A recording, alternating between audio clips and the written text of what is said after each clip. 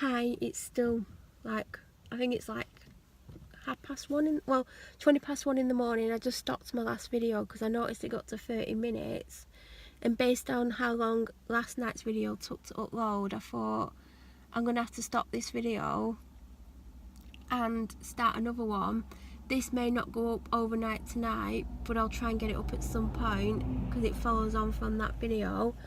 I was just going on about how badly my dad treats me and how I defend him, and how, you know, if I say to him I want to do such and such, if he doesn't want me to do it or he doesn't think I should do it, he's negative about it, and then it stops me from doing it. Because if he's negative, and it's always been like this since my mum left when I was 12, I just won't do it because, you know, he makes me feel a certain way. And, you know, a lot of people can't understand why, even though I know what he's doing, that I still put up with it.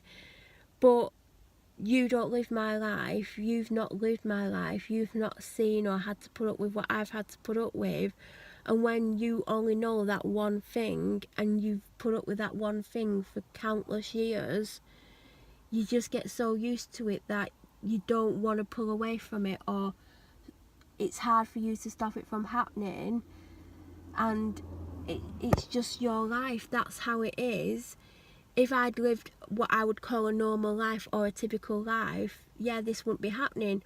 Or if he was a normal parent, he would encourage me, no matter what he felt about what I wanted to do, he would encourage me, and he'd say, well, if it's what you want to do, I think you can do it, just go for it. But he won't do that. He's always been negative towards me and what I've wanted to do, and he knows that will stop me from doing it. I know it'll stop me from doing it, and it's upsetting when I say to my dad, oh, I'd like to do such and such, or I want to do this for a job, or I want to do that for a job. He will be so negative about it. Like, he doesn't like I've got a job. He hates that it takes me away from the house and that I get out and see people, because when I'm out and about and I see people, I get a little bit more confident and I start seeing things for how they really are. And it's like he didn't like when I was seeing someone, and even before he knew like things were happening that shouldn't have been happening, he didn't like that this person was getting my attention, and that he was getting less and less of my attention, not only because I was working more and more hours and like being away from the house more and more.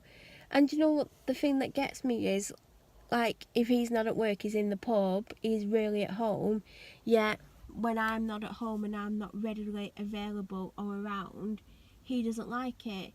Instead of thinking, oh, she's building up her own life, she's getting her own life, she's going out to work, she's seeing someone and like being happy for me, it really gets on his nerves that I'm not around at his beck and call, and he doesn't like it.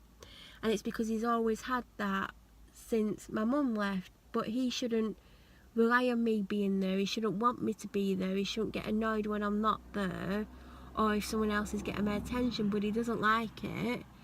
I remember there was one day I was at work at the office with him, and I'd not been seeing my ex for that long at that point, and it was at that stage where, you know, when you're really, really happy and like you're getting to know them, and like every little bit, like small thing you find out about them, like interests you in some way or another. And I remember I was at the office and I was telling him some things about a couple of conversations, I think it was a couple of conversations that we'd had, and I was just talking about him. And after about an hour, he stood up and he went, I don't want to hear about this effing person. You've talked about it non-stop for an hour, shut the F up. And then he stormed out the room. And I'm just sat there like, oh my God, you was actually joining in the conversation and commenting. What's the problem? And he come back in a few minutes later, and I was like, I was just telling you about some of the conversations and what, like, something that happened that I thought you'd be interested in. Well, I don't want to hear about him. I'm like, but you've met him. Yeah, I met him. Not my type of person. I went, yeah, but I'm talking about someone and I'm trying to include you. Well, I don't want to be included. I want to hear about him. I was just like, oh my God, what's wrong with you? I remember I was talking about someone else that I knew from where I was working, and he just went crazy about that person as well, not to that extent. And like, obviously I'd go in, and the only time I really see my dad when he's sober is if I go to the office. I don't see him sober that often. I see him Sundays, but he used to go out on a Sunday at 2 o'clock. But lately he's not been doing that. He's been going out about between 4 and 6, sometimes a little bit later. It's very rare that he goes out later. So I see him more on a Sunday and on a Saturday before he goes out. Saturday he'll go out about 1 if the football's at home, or about 3:30 if it's not. But even though like he's at home for that time, and it's not a massive amount of time, we don't really see each other, because literally he will get up and if I'm not downstairs, he'll sit in my living room and he'll sit there until I go downstairs. A lot of the time on a Saturday, I will generally wake up between 6:30 and 8. Even if I've gone to sleep at like 7 a.m, I will wake up around 8 at the latest. I will generally stay in my room until anywhere between 10 and 12. A lot of the time it's because I don't want to be around anyone, but sometimes it's because I do avoid him because of some of the things he will say and do, and I don't like it, so I will avoid him. So when I go downstairs, he will generally go and sit in his living room, and he wouldn't have had breakfast by this time. He sits around and does nothing. He will then go and sit in his living room. I will normally get something to eat and drink and sit in my living room for a little while. Then if he's going out to watch football, he will generally then walk the dog quickly, come back, do his full English, go out. If he's not going to the football, he'll be upstairs for a couple of hours, come down, walk the dog, have his full English, go out. So then he's out, and he'll come in anywhere depending on his mood. Sometimes if he's in a bad mood, he'll seem to get annoyed with someone and come home earlier, but the earliest he will come home will be 8, and that is very rare. At the moment, because apparently he's ill, even though he's never too ill to drink, he'll be home at 10. But when he's not ill, or fake ill, because I don't think he's ill, I know why he's not feeling well. It's because he doesn't drink anything other than alcohol. He'll have half a glass of Pepsi Max in the morning, and whilst he's at work, he'll either have half a glass of Pepsi Max, or if there's any bottles of water, he'll have half a small bottle of water. Then the rest of his fluid intake comes from going to the pub. So because he does that, and he doesn't eat properly, and he doesn't do any exercise anymore, because he used to walk a lot more until 2 years ago when he got the car that he's got, because before that he just kept taking my car without permission, and then I'd ring him and be like, where's my car? And he'd be like, oh, I've just called such and such, it'll be half an hour. 5 hours later he'll turn up in my car, even though he knew I had plans or I needed to be somewhere, but that's a whole different story. So because he has like a glass or a glass and a half maximum of fluids other than alcohol, and the rest is alcohol, and he doesn't eat properly and does no exercise, he gets quite unwell, and the doctor's done loads of tests on him and nothing comes back other than his blood pressure and all that. So he's like, oh, the doctor's missing something, I think I need a triple bypass. And that's my mum bullshitting him. Like, my mum thinks she's a doctor, she's there like listening to his symptoms. He doesn't tell her the truth about the lack of fluids, the poor diet, the lack of exercise. He's there like going, oh, I'm feeling this way and that way. I know for a fact if he started eating properly, 3 meals a day, drinking a lot of fluids, didn't go to the pub every day, and walked for an hour a day like he was doing, he was actually doing more, because he was actually having to walk like a little bit more. I'm not going to get into where he was walking, but if he went back to that, he would be better, because it was only because of that he got to the state that he's in now. So basically it just, it's just frustrating me. He's negative about me all the time, he's negative to me. Then I heard him on the phone, I think it was last week now, making me sound like an absolute idiot to someone. I'm not naming names, but I asked someone to phone me and him, totally ignored me and phoned him, and I heard him on the phone. Normally, he doesn't like talking to anyone from that place whilst I'm in the room or whilst I'm in the house. He normally does it away from the house. And I kept saying to him, like, why are you making phone calls away from the house? I can't hear you if, like, you're on the ground floor. But he was on the floor down, and I always have my bedroom door open. So I heard what he was saying. And then I confronted him and I said, I heard you saying such and such. Wouldn't speak to me, went totally quiet because he knew he was in the wrong, stormed out the house with the dog. He come back in and I was like, why are you avoiding me? Why are you making me sound like an idiot? You only heard half the conversation. I said, I may very well have only heard half the conversation, but I heard what you were saying. There's no need to talk to me about that. You've got the wrong end of the stick. I went, I can't mishear how you're talking about me. I said, if I talked about you in that vein, you wouldn't like it. And he was just like really nasty about it. You've got it all wrong. You're wrong on that. And then I think it was either later that day or the next day, he tried to explain how it was like the conversation really went and how I'd misheard and misunderstood, but I hadn't. And then I heard him saying stuff about me to someone else a couple of days after that.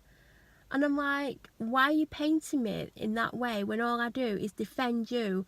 I don't tell anyone what really goes on.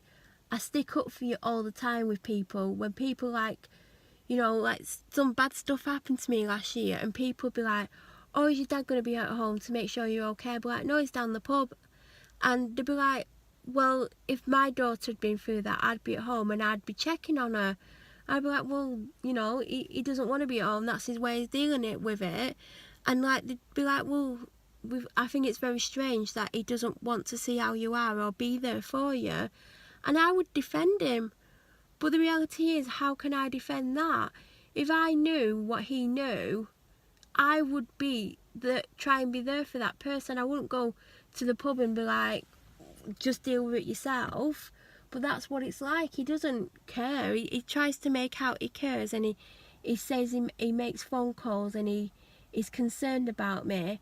But he isn't concerned. He just wants to make sure that I'm at home and that I don't leave or don't end up in a position where I can't cook or clean for him. That's all that he cares about.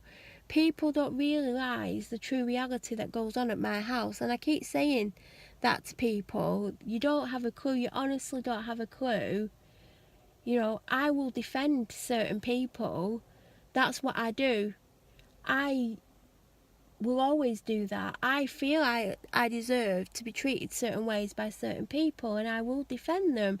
I defended my ex. I didn't realise what I was doing at the time, but it's like he says to me, you know, it was my fault certain things happened, and it probably was my fault, so I do deserve it. But, you know, my dad just makes me feel like crap all the time, but I still will defend him. I've defended him on so many things, but it's hard when I hear him bad-mouthing me on the phone. Like, some weeks we barely talk to each other, we barely see each other because I will go to work before he gets up. I come home from work. He will come in from the pub around midnight. I will avoid him. That's basically what it is. But I do defend him. But when I've needed defending or I've needed him to tell the truth and talk about what he's seen and heard, he doesn't want to know, and he will make comments like, you brought it on yourself. I told you I didn't like that person. I told you to stay away from that person. And he just makes comments like that. He saw my ex attacking me in our conservatory, and I said to him a couple of days later, because I avoided him for a few days because I knew he'd seen what went on, or some of it, because he actually turned the conservatory light off while it was happening. And I said to him, I want you to tell the police what you'd seen. And he's like, you let him in? I went, no, I didn't let him in. I opened the conservatory door to let my dog out, and he was there. And he went, well, you let him in? I went, no, I didn't let him in. He went, well, you met him. You started a relationship with him. It's your fault. I told you not to be in a relationship with anyone. And he just gave me this lecture. I went, so you're not going to say what you've seen? No, I'm not going to say what I've seen. I said, but if you've seen something and you don't tell them and I tell them, and then they say to you, have you seen something? And you say you haven't, that's lying, and that's perverting the course of justice. Oh, well, they won't know I'm lying because they think you're lying. I went, no, they don't think I'm lying. He went, oh yeah, they think you're lying. And he tells me to not speak to the police at all. And then the police wonder why I don't want to speak to them other than the way they treat me now. But it's him. He doesn't like the police. He's never liked the police. He doesn't want me to talk to the police. He wants me to have nothing to do with the police. But the police don't believe that, because every now and then he rings up and pretends to be concerned about me. And it's not concern. He just doesn't want me spending time with certain people. That's what it is. So he'll pretend to be concerned. But if the police knew the reality of what goes on, they wouldn't even take him up on what he says. He just wants to make sure that I'm always there and that nothing happens or I don't go off with anyone. So I'm there to be his slave. And that's how it is. And as like my ex said, I've made my bed. I'll have to lie in it. So I lie in it. But I do defend him, even though I hear him making me sound like a complete and utter idiot. Anyway, I've had enough about talking about him, because he just upsets me and frustrates me, because he knows I defend him, I stick up for him, I turn a blind eye to so much stuff. Stuff goes on that shouldn't be going on, but I don't say anything. But he makes me look like an idiot. It's like, we had an argument about this the other day. I can't remember what day it was.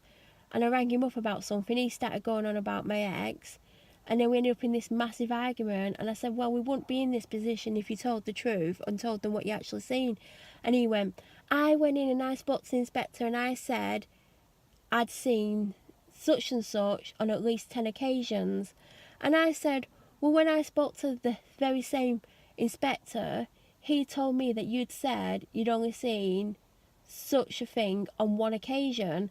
And I said, at the time, I believed that inspector was lying to me and that you were telling the truth. And I said, but why would he lie to me? Surely he would want to know the truth. And he went, well, he was annoyed with you. He's just saying that to see what you say. I said, but why would he say that? Surely he would say to me, well, actually, your dad said this. He went, no, he wouldn't tell you what I've said. I said, well, he did. He told me that you said it was once. He said, no, he wouldn't have said that. I said, he actually did say that to me. And I said, another thing is, the two DCs, you were telling me you had said this, that and the other to them. I would mention it to them and they'd say, well, no, he hasn't said that. And I actually was convinced they were lying to me, because I thought, why would my dad lie to me like that? So he had me thinking that these two female officers were constantly lying to me. So then I was like, I wouldn't tell them anything, because I'm thinking, well, if they're lying to me, why am I going to answer their questions? Because they're going to say I've not said what I've said. So he had me convinced that they were constantly lying to me, because he'd be like, oh, I spoke to them today and I said such and such. I said, well, you shouldn't be telling me you said that. And then I'd go in and go, well, my dad said this. And they'd be like, well, no, he hasn't. And I'd sit there thinking, you are both liars.